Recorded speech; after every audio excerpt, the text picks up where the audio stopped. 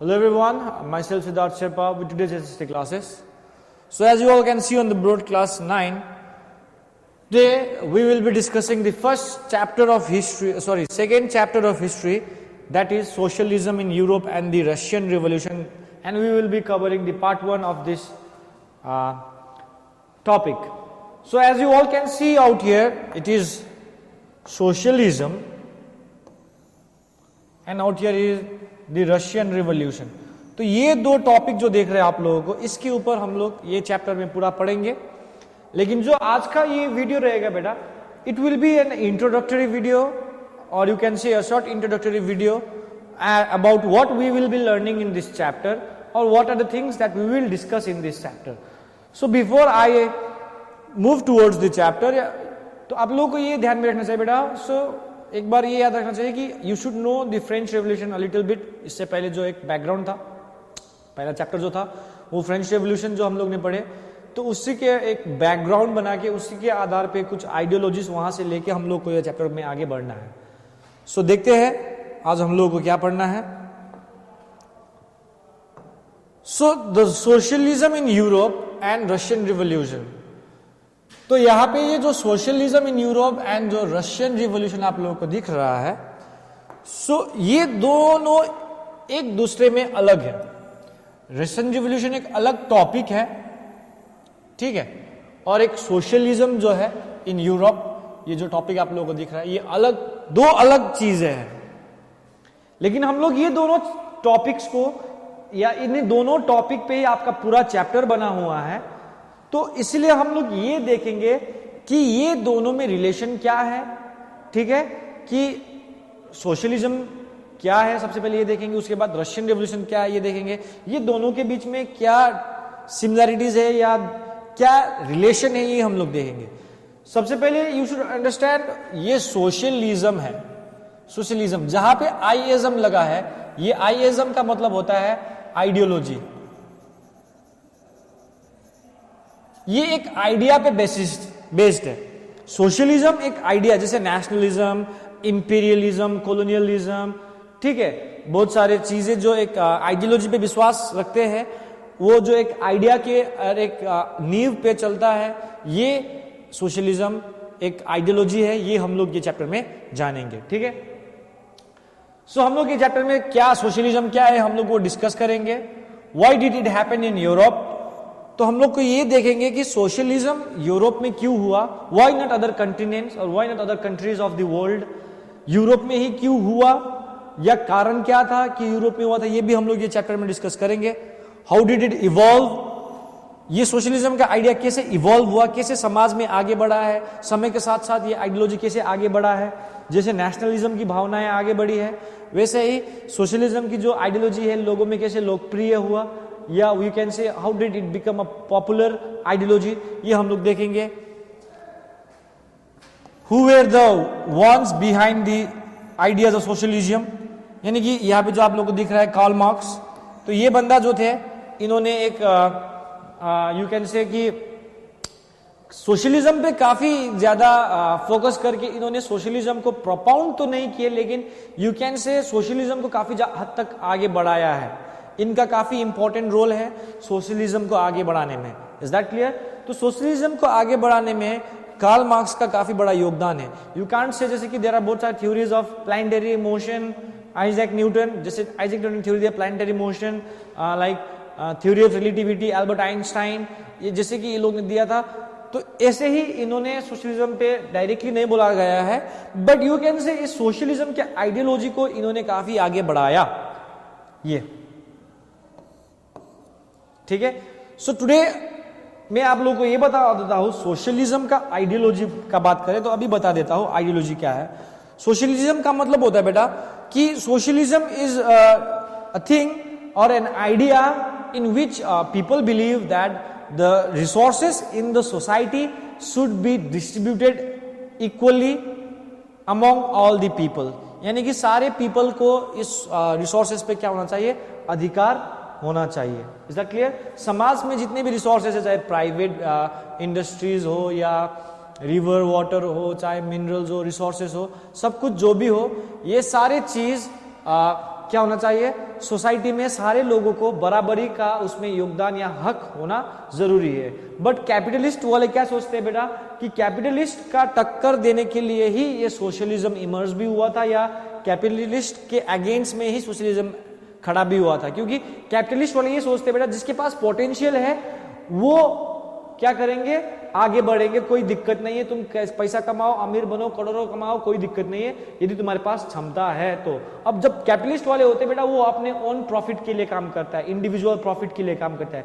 But socialism क्या किसके बारे में चर्चा करता है, एक as a people as a whole, सारे लोगों को एक साथ लेके चलना है। जैसे कि फॉर एग्जाम्पल रेस दौड़ रहे हो, life is also race, yes, तो कैपिटलिस्टिक वाले सोच रहे हैं कि अकेले दौड़ रहे हैं, कोई दिक्कत नहीं, मेरे पास दौड़ने का पोटेंशियल है, मैं दौड़ रहा हूं, मैं फर्स्ट आ गया, जीत भी गया, चलो जीत तो गए कैपिटलिस्ट वाले। लेकिन सोशलिज्म वाले को एक एंगल से देखा जाए तो सोशलिज्म वाले भी रेस दौड़ रहे हैं, बट वो सबको साथ में लेके चलता है, फिनिशिंग लाइन में पहुंचता है। तो ये देखना है कि हम लोग ने किसको कितने को आगे बढ़ाए, या किसको कितना डेवलपमेंट किए, या किसको कितना डेवलप किए। तो कैपिटलिस्टिक एक इंडिविजुअल पे बेसिस्ड है, या सोशलिज्म सोसाइटी के आया हुआ वर्ड है जिसमें सारे सोसाइटी का एक रिसोर्सेज पे अधिकार होना जरूरी है।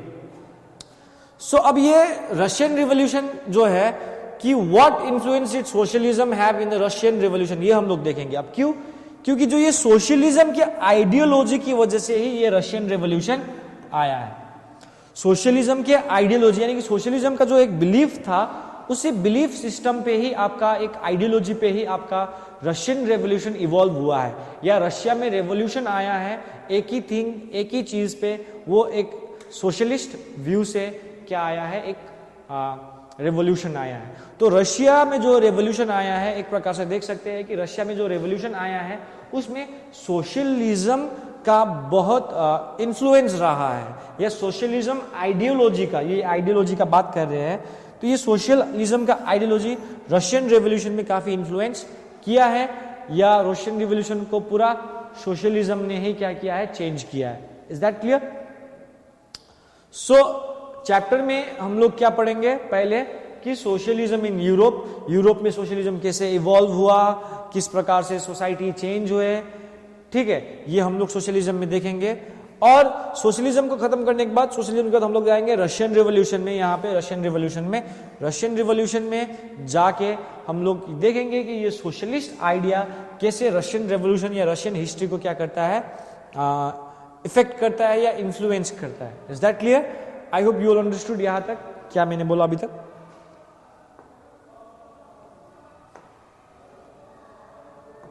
सो रशियन रिवॉल्यूशन हम लोग जब देखेंगे तो रशियन रिवॉल्यूशन में हम लोग बहुत सारी चीजें पढ़ेंगे, reasons and causes for the revolution. हम लोग कॉज क्या था रशियन रिवॉल्यूशन के पीछे, या रीजंस बोल सकते हैं, क्यों, कारण, या दोनों एक प्रकार से कारण। ये रशियन रिवॉल्यूशन का कारण क्या था, how did Russian revolution start, और you can say what was the reason behind the Russian revolution. ये देखेंगे कि रशियन रिवॉल्यूशन कैसे हुआ, क्यों हुआ, किस लिए हुआ, उसका एक बैकग्राउंड पढ़ेंगे हम लोग, एक प्रकार से क्या पढ़ेंगे, background of Russian revolution, background of Russian revolution पढ़ेंगे। अब यहां पे एक चेन ऑफ रेवोल्यूशन पढ़ेंगे, या चेन ऑफ रिवोल्ट, ये जो देख रहे हैं आप लोग, रिवोल्यूशन ऑफ 1925 ये देखेंगे हम लोग रशिया के कंटेक्स्ट में, फेब्रुअरी रिवोल्यूशन देखेंगे, अक्टूबर रेवोल्यूशन देखेंगे। तो रेवोल्यूशन के बाद जो रशिया था ये क्या किस में जाता है, यूएसएसआर में कन्वर्ट हो जाता है, ठीक है। अब उस समय स्टालिन के बारे में हम लोग पढ़ेंगे, व्लादिमीर लेनिन, जोसेफ स्टालिन। अब रशिया के बाद ये सोशलिस्ट लीडर जो है, हम लोग आपको आगे चैप्टर में पढ़ेंगे, ये लोग ने रशिया को कैसे हैंडल किया, या रशिया के मोनार्क के हटने के बाद जो गवर्नमेंट बनी थी उस गवर्नमेंट ने रशिया को कैसे टेक ओवर किया है, कैसे रशियन कंट्री को आगे बढ़ाया है, जिसको हम लोग यूएसएसआर बोल रहे हैं। तो ये सारी चीजें, this all things we will be discussing in this chapter. So it will be a very interesting chapter if you go according to the sequence. Directly बीच में नहीं कूदना है, हम लोग सीक्वेंस सीरीज ऑफ इवेंट्स देखते जाएंगे। हम लोग देखेंगे कि एक बैकग्राउंड पढ़ेंगे कि कैसे और कब ये सारी चीजें शुरू हुआ, और जब हम लोग ऐसे तरीके से सीक्वेंस में पढ़ते जाएंगे, एक इवेंट के बाद एक इवेंट, दूसरे के बाद तीसरा, तीसरे के बाद चौथा इवेंट पढ़ते जाएंगे, तो हम लोग को ये सारे चैप्टर समझ में आ जाएगा। ठीक है, तो एक ओवरव्यू देख लिए आप लोग ने चैप्टर में कि हम लोग ने ये चैप्टर जो दिखाया मैंने आप लोगों को, जो अभी बोल रहा मैंने, इसमें ये देखा कि रशियन रिवॉल्यूशन और सोशलिज्म इन यूरोप दो अलग टॉपिक है, लेकिन हम लोग इसमें ये देखेंगे कि सोशलिज्म जो यूरोप में आया उसने रशियन रिवॉल्यूशन को कैसे अफेक्ट किया है, और हम लोग ये सारे पॉइंट्स जो है रशियन रिवॉल्यूशन में पढ़ेंगे। तो अब यहां पे एक आगे चैप्टर में हम लोग पढ़ते हैं, जो टॉपिक रहेगा अगला हम लोग का वो रहेगा the age of social change.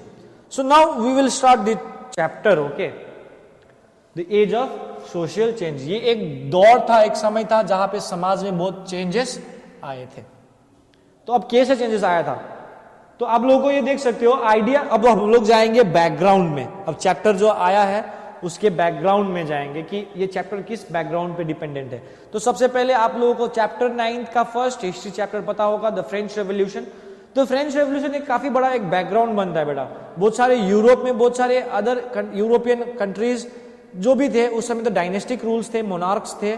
तो मोनार्क्स थे, तो उससे पहले जो फ्रांस में एक रिवोल्ट हुआ था बेटा, रेवोल्यूशन आया था, उसने काफी इन्फ्लुएंस किया था अदर यूरोपियन कंट्रीज को। तो यही चीज कहा गया है। तो ideas of freedom and equality were circulated in Europe after the French revolution.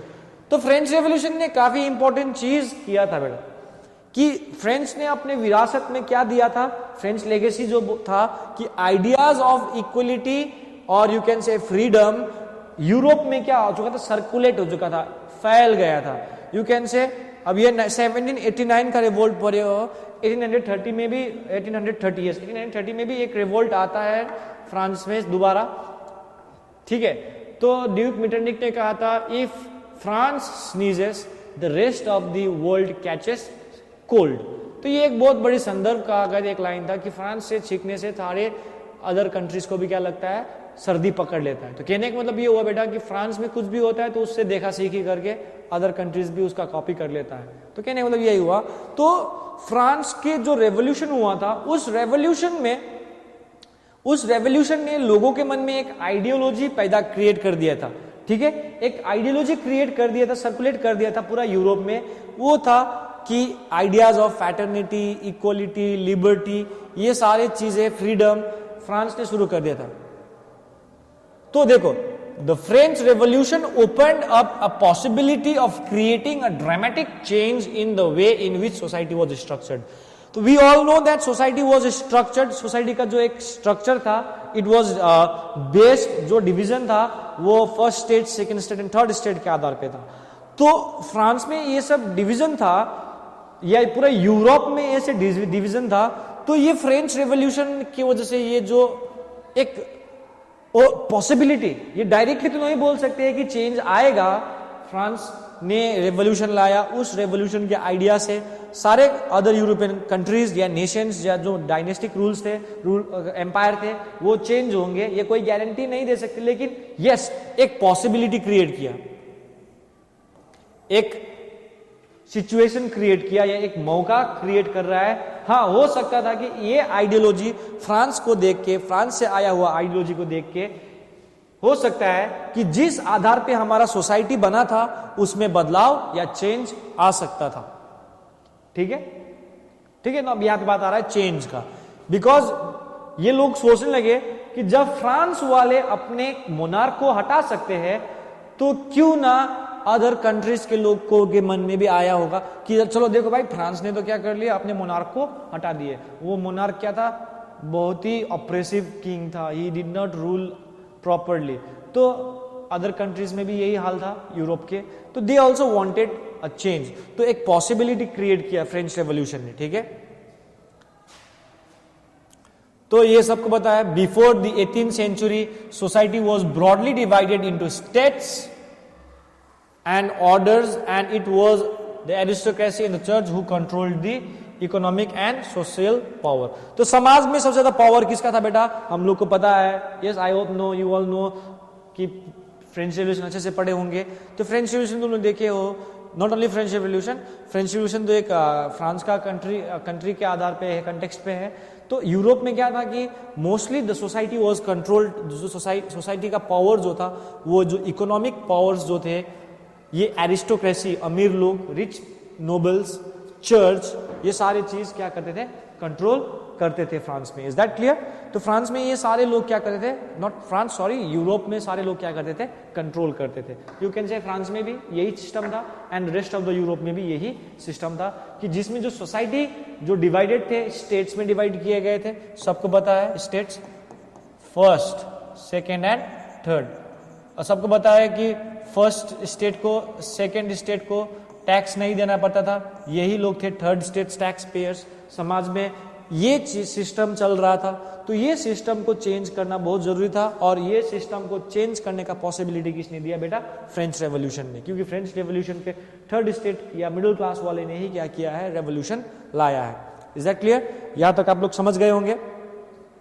तो यही चीज मैं बोल रहा हूं, suddenly after the revolution it seem possible to change this. जो ये सिचुएशन हम लोग बोल रहे थे, ये बात अभी जो ये थर्ड पॉइंट में जो हमने बात किया है, ये सिचुएशन को पहले तो अब लोग झेल रहे थे, लेकिन सडनली अचानक जैसे ही फ्रांस में रेवोल्यूशन आया, फ्रांस ने क्रांति किया, यूरोप में पूरा अपनी आइडियोलॉजी फैला दिए, तब क्या हुआ कि यस, सोसाइटी को अब क्या लगने लगा कि यस, समाज में बदलाव लाना एक इम्पॉसिबल टास्क नहीं रहा, ये पॉसिबल है। दैट मीन्स अगर लोग चाहेंगे तो हम लोग क्या कर सकते हैं, यूरोप में सोसाइटी में क्या ला सकते हैं, चेंजेस ला सकते हैं। Is that clear? लेकिन फिर अब चेंज का बात कर रहे हैं, यहां पे हम लोग किसका बात कर रहे हैं, चेंज। अब जब when we talk about change, it's not compulsory या इट्स नॉट दैट कंपल्सरी कि चेंज जो मैं सोचता हूं या जो आप लोग सोचते हो उस आधार पे आए। चेंज कैसे भी आ सकता है, ठीक है। Change can have different forms. किसी के लिए अलग सोच का चेंज है, किसी को इकोनॉमिकली चेंज लाना चाहिए, किसी को सोसाइटल रूप में चेंज लाना चाहता है, कोई डेवलपमेंट के आधार पे चेंज लाना चाहता है। तो everyone has their own point of views. तो यूरोप में सोसाइटी में चेंज तो चाहिए था, लेकिन अब सवाल आ रहा था कि ये चेंज जो है कैसे आएगा, how will this change come. So not everyone in Europe however wanted a complete transformation of society. तो बात यही था, चेंज तो लाना है, ट्रांसफॉर्म करना है सोसाइटी को। वी हैव टू चेंज और सोसाइटी को ट्रांसफॉर्म करना है। लेकिन एक सवाल ये था बेटा सबके मन में कि चेंज तो लाना है, ठीक है, it's okay, we can understand, लेकिन कैसे आएगा भाई। The problem is that how will the change occur in the European society. तो चेंज कैसे आएगा यूरोपियन सोसाइटी में, ये एक बहुत बड़ा प्रॉब्लम था लोगों के मन में।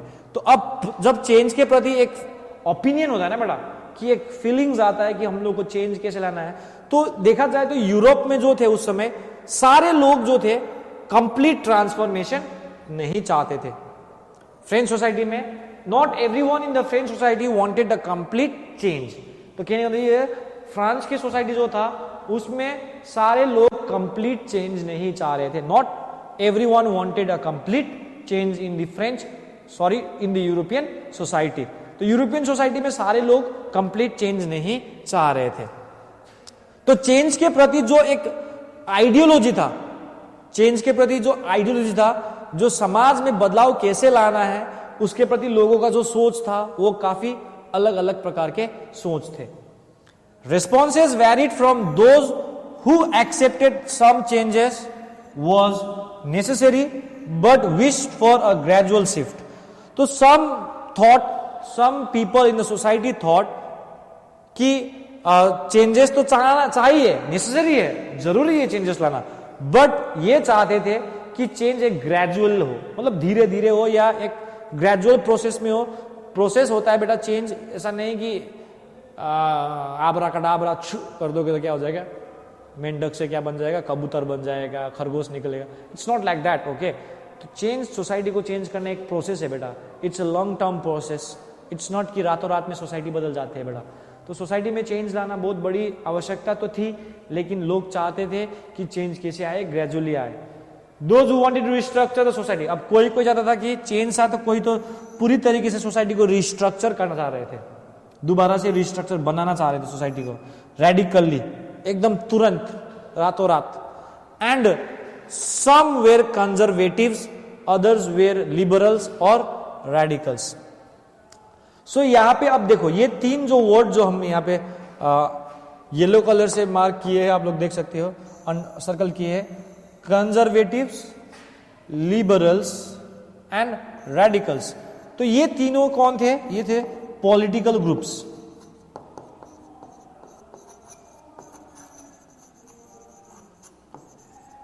These three were the political groups in the society that wanted change. Okay? ये तीनों ग्रुप थे सोसाइटी में जो कि समाज में क्या चाह रहा था? बदलाव चाह रहा था कि समाज में कैसे बदलाव आएगा। ठीक है। सो किसी को ग्रेजुअल चेंज चाहिए था, किसी को स्लो चेंज चाहिए था, किसी को बिल्कुल चेंज ही नहीं चाहिए था। वो हम लोग आगे चैप्टर में देखेंगे। तो आप लोगों को ये जो एज ऑफ सोशल चेंज था ये आपको समझ में आया होगा। ठीक है। तो मैं एक बार फिर से दोबारा करता हूं, लेकिन अब मैं यहां पे एक और चीज आगे बढ़ना चाहता हूं। जो मैंने अभी अभी बोला, लिबरल, रेडिकल्स, कंजर्वेटिव्स, इसका अर्थ क्या होता है बेटा? What did this terms really mean in the context of time? समय के अंतराल में देखा जाए तो, समय के दौर के हिसाब से देखा जाए तो ये लिबरल, रेडिकल्स, कंजर्वेटिव्स कौन थे, इस टर्म्स को भी जानना बहुत जरूरी है। ठीक है। कि अब ये लिबरल्स, रेडिकल्स एंड कंजर्वेटिव्स हम लोग अगले क्लास में करेंगे, लेकिन इतना जान लो कि ये पॉलिटिकल ग्रुप्स थे। वो तीनों ग्रुप थे, तीनों ग्रुप समाज को क्या करना चाहते थे? चेंज लाना चाहते थे। तो बात यहां पे किसका हो रहा है कि how the society will change. तो अब सोसाइटी किस पे चेंज होगा? एक आइडियोलॉजिकल बेसिस पे क्या होगा? चेंज होगा। A society will be change on the terms of ideological basis. तो आइडियोलॉजिकल बेसिस में देखा जाए तो समाज कैसे कन्वर्ट होगा वो हम लोगों को जानना जरूरी है। तो अब कैसे जानना है कि उनके आधार पे, उन टर्म्स के आधार पे हम लोगों को जानना जरूरी है। तो हम लोग को पहले ये समझना जरूरी है कि जो वो तीन ग्रुप थे वो पॉलिटिकल ग्रुप थे, वो लोग का आइडियोलॉजी क्या था, वो लोग चेंज कैसे चाह रहे थे, वो लोग का आइडिया क्या था, ये हम लोग को जानना जरूरी है और वो हम लोग नेक्स्ट वीडियो में पढ़ेंगे। सो ये भी जानना जरूरी है कि जो ये तीन थे तो तीन ना हो कि एक क्यों नहीं हुआ? तीनों तो चेंज चाह रहा है, सिंपल सी बात। They wanted to change society. तो फिर तीन ग्रुप में क्यों बांटा गया है? एक सवाल ये भी आता है बेटा कि why were this groups were different groups, why this were social groups, political groups जो एक सोसाइटी को चेंज करने या इन्फ्लुएंस करने वाले ग्रुप्स थे, लेकिन ये तीन अलग क्यों थे और एक क्यों नहीं? ये भी एक सवाल हो सकता है। क्योंकि अब तीन अलग किस लिए थे? ये तीन अलग क्यों थे? Separated, what separated this strands? क्यों? अब सवाल ये आता है ना बेटा, मेरे मन में तो यही आ रहा है कि भाई ये तीन है तो तीन ना होके एक क्यों नहीं हुआ? क्योंकि तीनों तो चेंज चाह रहा है। एक मन में सवाल आ सकता है। यस, तीनों चेंज चाह रहा है, लेकिन अंतर यहाँ पे किसका है? ओपिनियन, आइडियोलॉजी का अंतर है कि वो चेंज कैसा था। चाहते तो तीनों चेंज चाहता है, लेकिन तीनों अलग अलग तरीके से अपना अपना आधार पे चेंज लाना चाहता है सोसाइटी में। So and what link them together? फिर एक और सवाल यह आता है कि तीनों अलग है, तीनों चेंज आ रहा है, या फिर सेपरेट किस आधार पे करेंगे हम लोग? ये तीन ग्रुप को किस आधार पे हम लोग क्या करेंगे? सेपरेट करेंगे। और साथ साथ हम लोग ये भी देखेंगे कि ये तीन ग्रुप कहा जाए तो एक दूसरे से कैसे जुड़ा भी था, ये भी देखना जरूरी है। सो जब हम लोग ये तीनों देख लिए, so we can say there were different political traditions in the society. तो हम लोग ने यहाँ पे जो सोशल चेंज में देखे कि सोशल चेंज में लोग चेंज चाह रहे हैं। अब किस आधार पे वो लोग को चेंज चाहिए, किस आधार पे चेंज नहीं चाहिए, किसको किस आधार पे चाहिए, किसको किस आधार पे चेंज चाहिए, डिफरेंट पॉलिटिकल व्यूज थे। तो इससे पता चलता है कि बेटा उस समय यूरोप में क्या था कि डिफरेंट पॉलिटिकल ट्रेडिशंस थे सोसाइटी में ऐसे ऐसे ग्रुप्स थे जो सब कोई चेंजेस ला रहे थे। ठीक है। So the different political traditions played an important role in changing the history of Europe as well as the world. तो हम लोग जो ये पॉलिटिकल ग्रुप्स का बात कर रहे हैं बेटा, तो ये पॉलिटिकल ग्रुप्स ने ये ट्रेडिशंस ने अपना अपना किरदार काफी अच्छे तरीके से निभाया है और काफी महत्वपूर्ण किरदार निभाया है, जो कि यूरोप का हिस्ट्री बदल देता है और साथ साथ संसार का, पूरे वर्ल्ड का हिस्ट्री बदल देगा और पूरे विश्व का या पूरे यूरोप का हिस्ट्री भी वो क्या करेगा, बदल देगा, as well as the world. तो हम लोग देखेंगे अगले चैप्टर में, we will look briefly at some of the important political traditions of the 19th century and see how they influenced change. तो अभी तो हम लोग 3 ग्रुप के बारे में जाने, लिबरल, रेडिकल्स एंड कंजर्वेटिव्स, उनके बारे में हम लोग अगले क्लास में पढ़ेंगे, जिसमें हम लोग ये देखेंगे, ब्रीफली देखेंगे कि ये पॉलिटिकल पार्टीज का some of the important political traditions, Europe के सोसाइटी में जो इंपॉर्टेंट पॉलिटिकल ट्रेडिशंस चलते हैं उसके बारे में हम लोग नेक्स्ट वीडियो में पढ़ेंगे, और 19th सेंचुरी में क्या क्या चेंज लाया वो लोग ने ये भी देखेंगे, और क्या क्या नए नए चेंजेस या क्या क्या नए नए आइडियोलॉजीज आगे आते हैं। तो ये तीनों है। इसमें एक और जो हम लोग चैप्टर का नाम है सोशलिज्म, तो सोशलिस्ट या सोशलिज्म समाज में कैसे बढ़ा, ये भी हम लोग आने वाले चैप्टर्स में, आने वाले टॉपिक्स में हम लोग क्या करेंगे, कवर करते जाएंगे। तो एक बार थोड़ा सा रिकैप कर लेते हैं चैप्टर को, कि हम लोग ने ये समझा कि सोशलिज्म में यूरोप क्या है एंड रशियन रिवॉल्यूशन क्या है। अब पूरी तरीके से नहीं समझे हैं, लेकिन एक आइडियोलॉजी हम लोग ने बना लिए है कि सोशलिज्म इन यूरोप क्या है, रशियन रिवॉल्यूशन क्या है।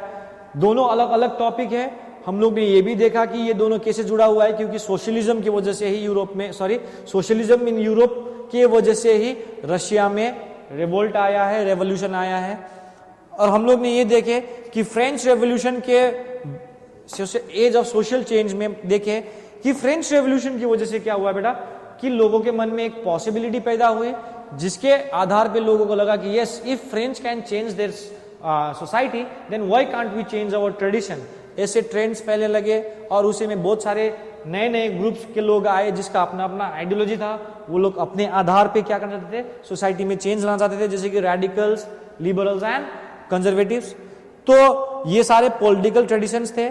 ये लोग ने समाज में काफी इंपॉर्टेंट रोल प्ले किया है समाज को चेंज करने में।